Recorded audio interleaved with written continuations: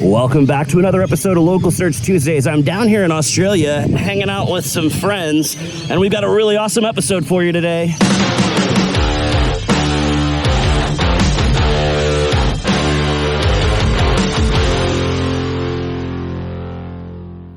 I was lucky enough to get invited to the Sydney SEO Conference last week, so my wife and I hopped a long flight down to Sydney. We'd originally planned to check out Melbourne for a few days, but as she started to plan the trip, she realized that Taylor Swift was playing in Sydney the day after we arrived. So we stayed in Sydney the whole week so we could go see the concert. So I guess I'm an international swiftie now. But more importantly, I rocked an awesome presentation about local SEO at the conference, so I wanted to share it with you in this week's episode. This is How to Be a Local SEO Superhero. I'm the Chief Operating Officer at Search Lab, but you probably know that because you're watching this on my video series. But in case this is the first time you're watching, that's who I am. This is my video series. You can see it there at our blog. I'm lucky enough to get to speak at conferences all over the world and teach other marketers how all this SEO stuff works, which is cool for getting the awesome trips like this one to Australia, but also means sometimes you see some not so great presentations where it's just some sales guy on the stage trying to pitch his whatever service that he's trying to pitch or product that he's trying to pitch. And they're typically not great at public speaking. They stand locked behind the podium and they talk really fast and they don't really take any breaks and they're not really sure what they're saying. And even worse, typically you see the back of their head because they're just reading their slides, and their slides have zero design whatsoever. No colors, no screen captures, no photos, no logos, no nothing, just plain white background with black text.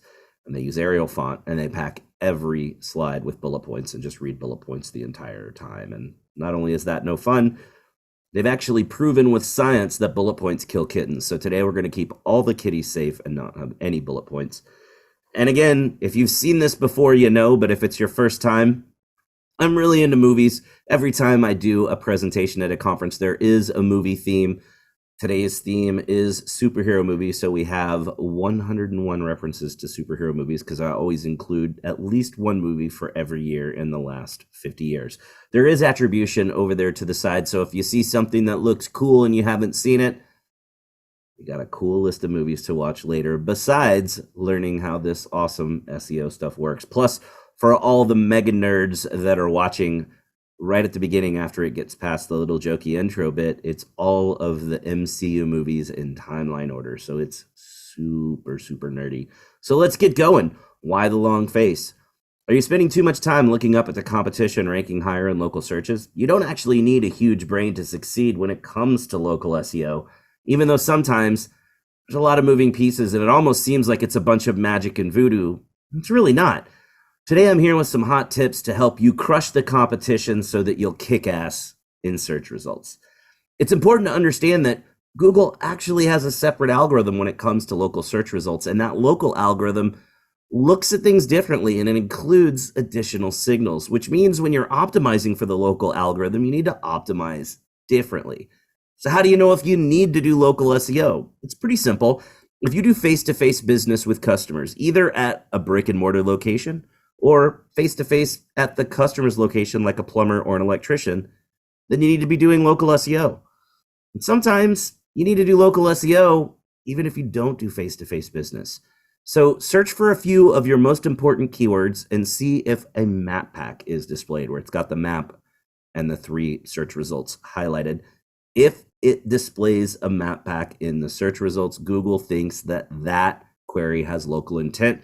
So even though you don't have a physical storefront or do face-to-face business, you still need to use local SEO to optimize around those particular local intent phrases. Best thing to do that I can suggest is to pay attention to an annual study that happens called the Local Search Ranking Factor Study. The concept is this: if you were to take the 5 best SEOs in the world and have them all optimize the same site, they'd all do it differently, but they'd all touch the same elements because they know the important things that Google's algorithm looks at. So they take the top 40-ish experts in local SEO on the planet, send out this survey, talks about positive factors, negative factors, competitive factors, and they aggregate all of the answers, and you get a pretty good idea of the signals that influence local visibility. And it breaks it down into 2 pie charts. The first pie chart shows you the signals that influence visibility in the local pack, the little map pack, or in Google Maps, because that's also the local algorithm. And then you get another pie chart that shows you the factors that influence your visibility in the localized organic results below the map pack. The local search ranking factor study is basically the local SEO Bible every year. It shows you exactly what you need to do to gain more visibility in local searches. And I like to use pizza delivery to help explain things at a simple level, because a lot of people get overwhelmed because you go to an amazing conference and hear all these things, and then you get back and it's hard to remember specifics. And B, typically you're going to be going back and trying to change what you're currently doing. If you're in-house, you're going to talk to your boss. If you're working with clients, you're going to talk to your clients about how you need to change things. So the simple examples are things that you can use to make those points and help make your case. So the pizza delivery example goes like this. It's in the video as well, so you can go watch that. But if you're sitting at your office and you do a search for just 2 words, pizza delivery, you get a list of all the pizza spots that are right there by your office. But then you could do the same search at home with the same 2 words, and you'd see totally different search results. Even though you didn't specify a city or a neighborhood or use a phrase like near me or nearby, you still get results around your immediate area, because Google understands that's what you actually need if you're looking for pizza delivery. So that's how the local algorithm will adjust the search results based on the location in the real world of the searcher and the proximity of the search results to that location.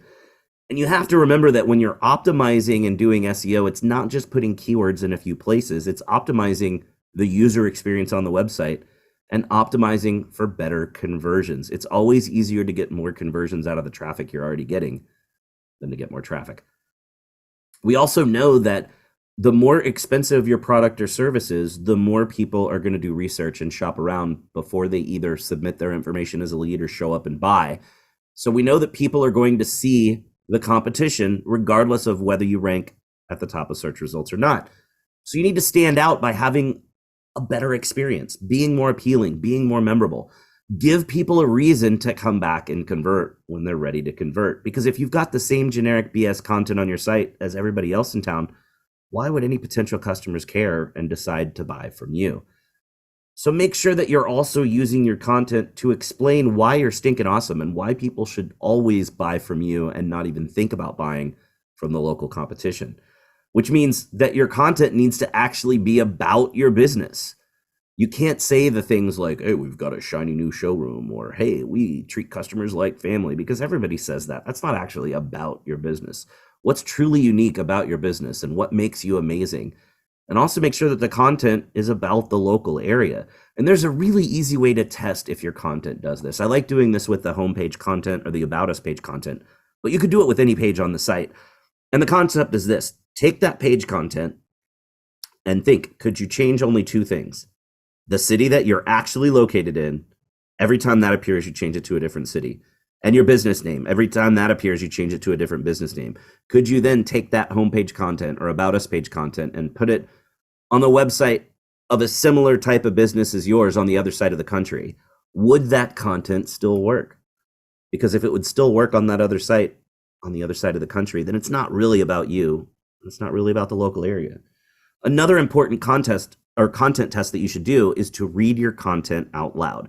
Everything that's on your site should sound conversational, like something that you would say face-to-face to a customer that just walked in the front door. When you're just reading it in your brain, thinking it in your head, you don't catch the things that don't sound conversational in reality. So when you read it out loud to another person, you catch those odd turns of phrase where you think, I don't really talk like this. Why would I have it on my website like this? That makes a humongous difference in the quality of your content. So definitely do that.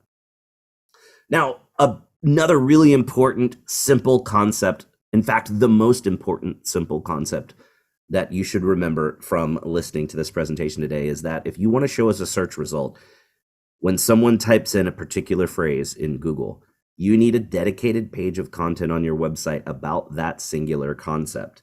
And because we're talking about the local algorithm, you don't have to write the best answer on the internet. You just need to make sure that that content is the best answer in the local area to the question that that potential customer is asking. And if you're writing the best answer in the local area, that probably means you're going to answer some of the subsequent questions that that potential customer would have once they get their initial answer.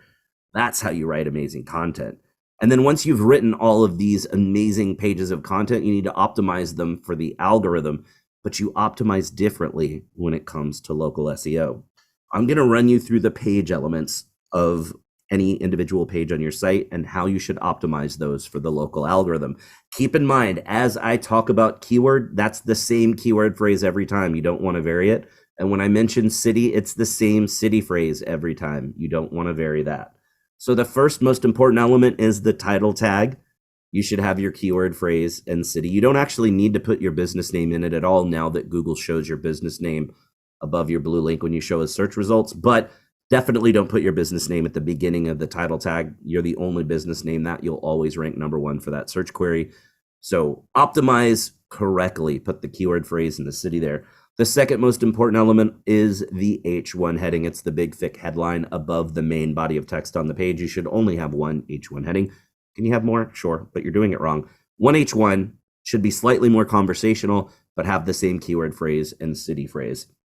Obviously, it should be in the page content, but if you've written the best answer in the local area that also answers subsequent questions that's all about your business and all about the local area, you're not really going to have to optimize anything here.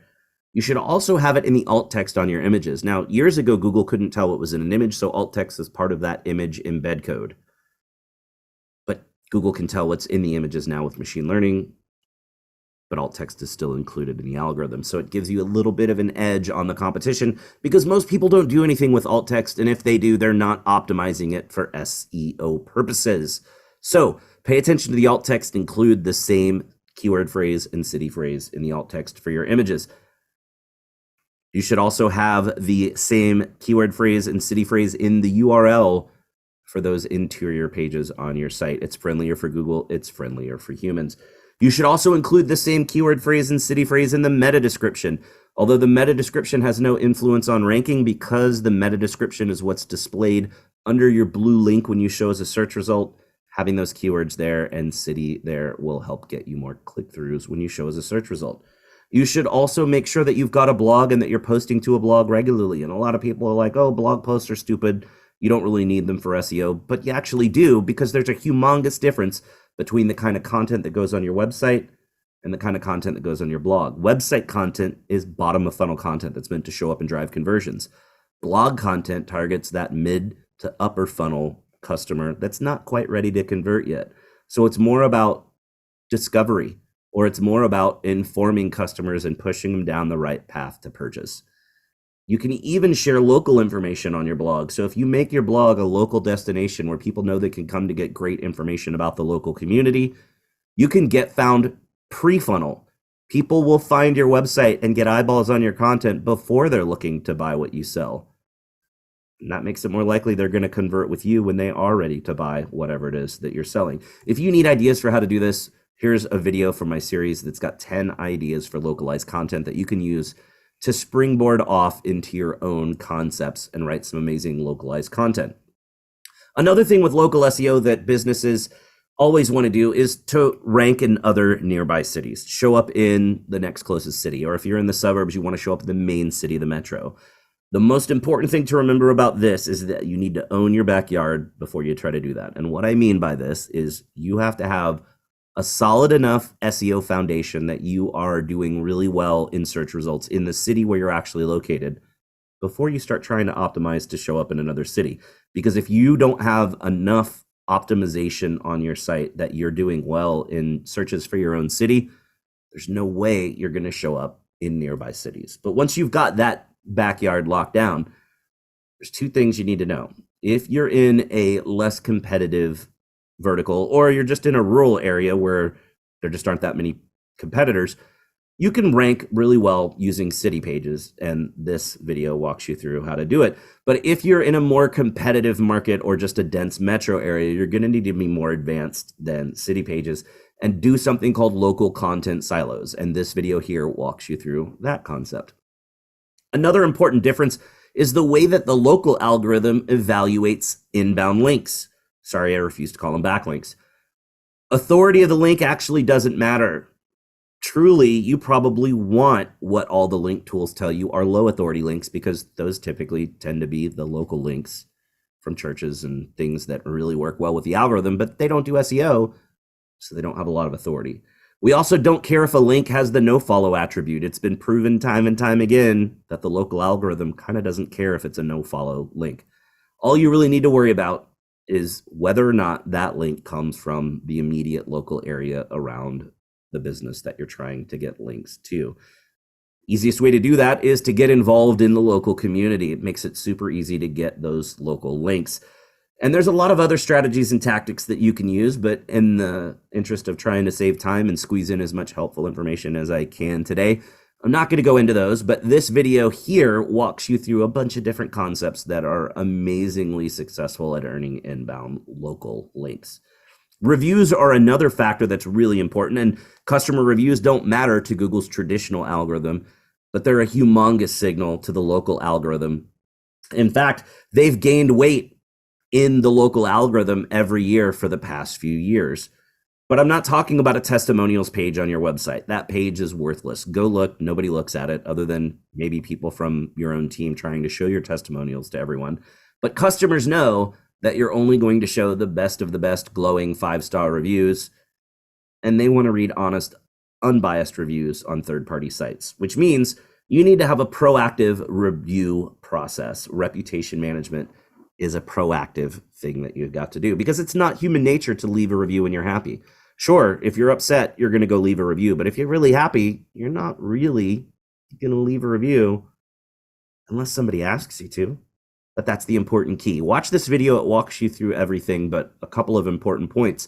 You got to make it easy for people to leave a review, and you need to ask every single customer for a review.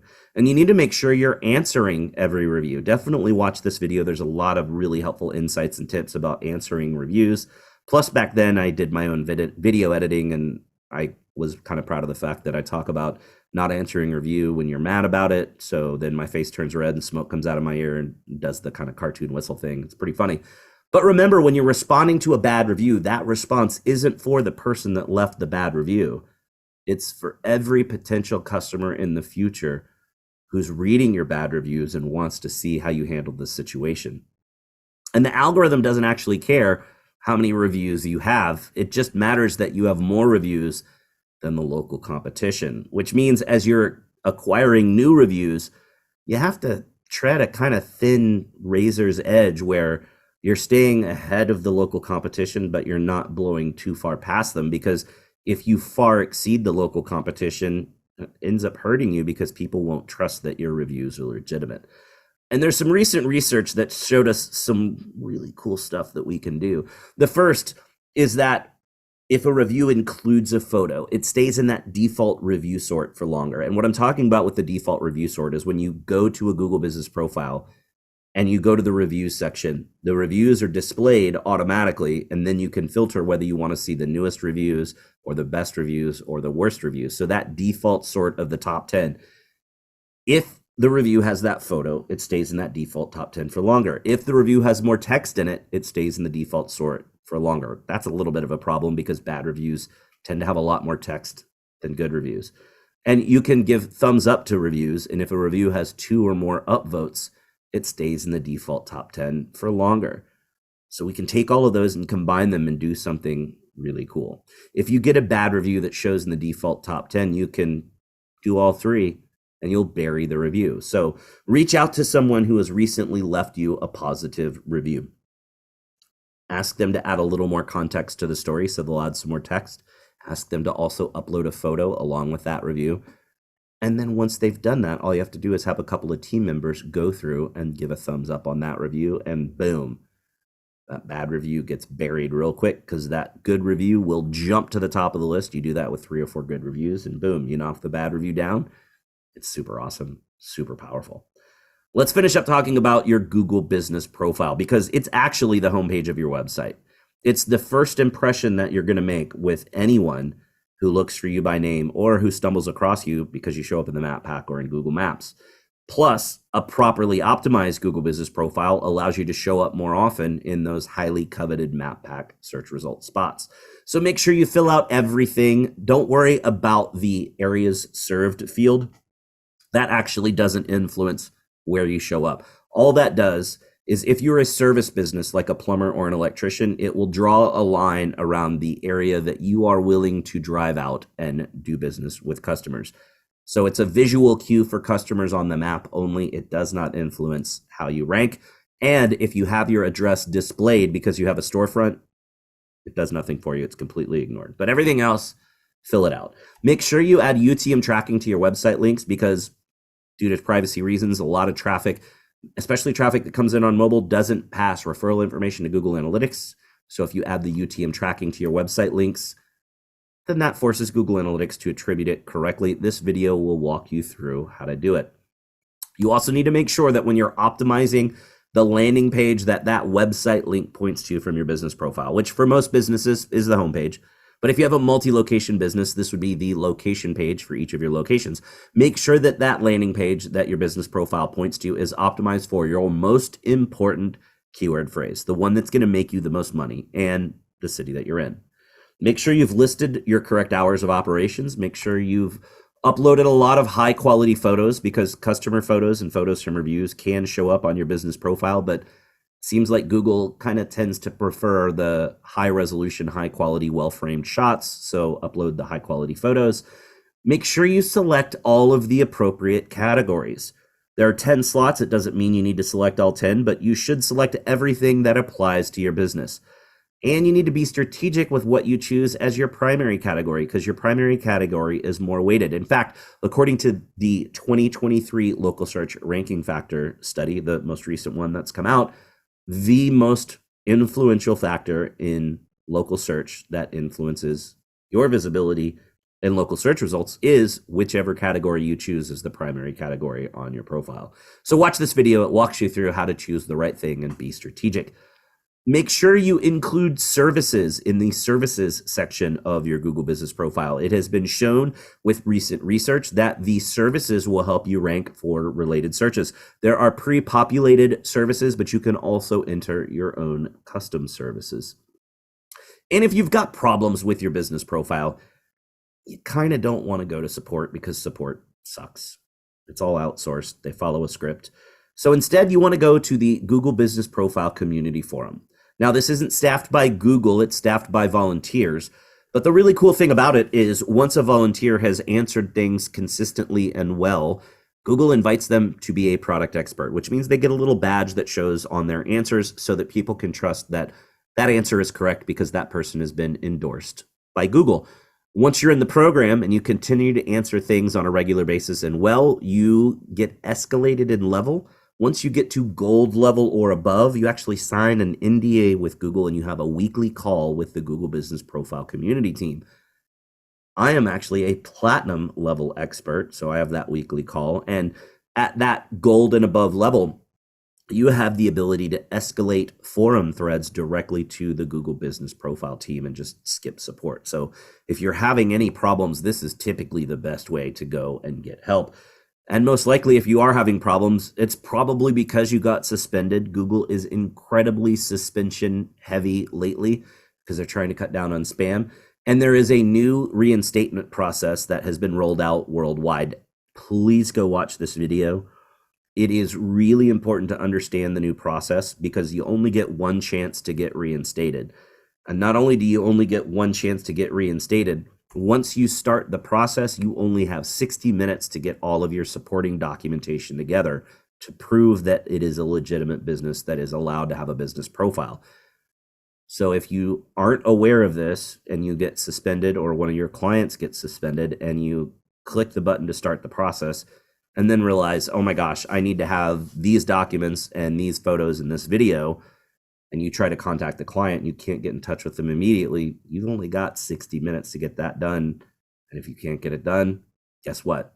That was your only chance and you're probably screwed. You won't get that profile back. Don't forget to optimize the things on your business profile that don't influence ranking. A lot of people say, oh, these things don't influence ranking, so I don't need to touch them.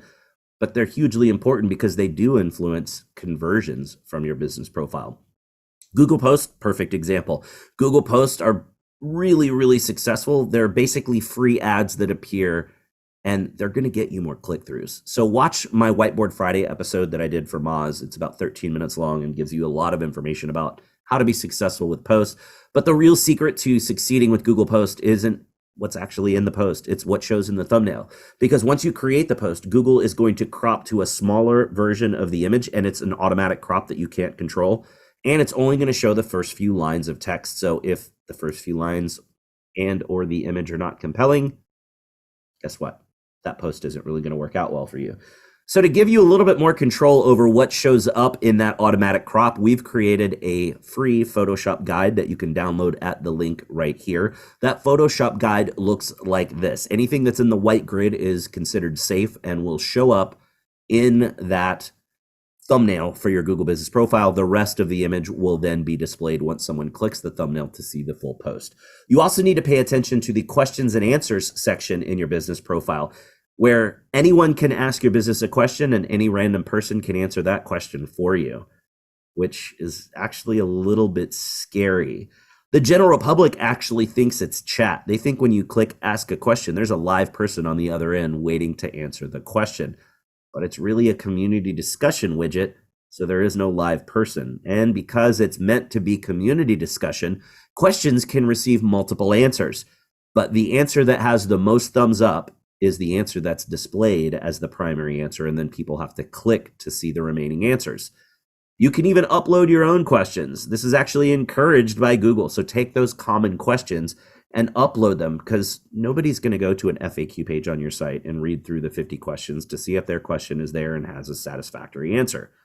And honestly, nobody's going to read through the 50 questions on your Google Business Profile either. But it's really cool the way that Google created this little widget. As someone goes to type a question in, if a similar question has been asked and answered in the past, not only will Google auto-complete their question as they're typing it, it will automatically display an answer to the question. So they're actually getting an answer faster than what they would get if it was a live person on the other end of the chat, or if it was a live person they were talking to either in person or over the phone. So it's an amazing pre-site experience. So get those common questions in and get them answered.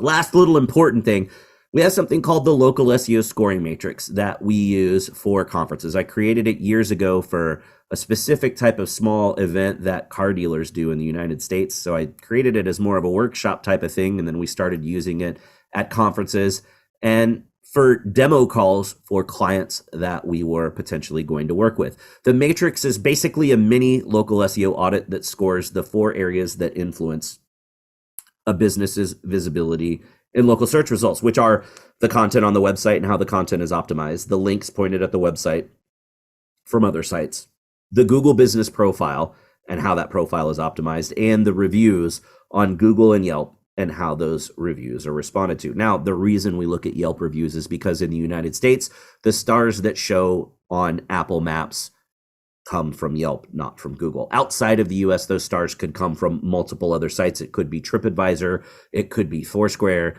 it could be a lot of different sites. So you'd want to identify which site the review stars show on Apple Maps for whichever business and just use that instead of Yelp when you're using this yourself. Now, it's important to point out that the matrix scores on tactics, not on strategy. A lot of people use those terms interchangeably, but strategy is which direction are you going, and tactics are which steps do you take to get there.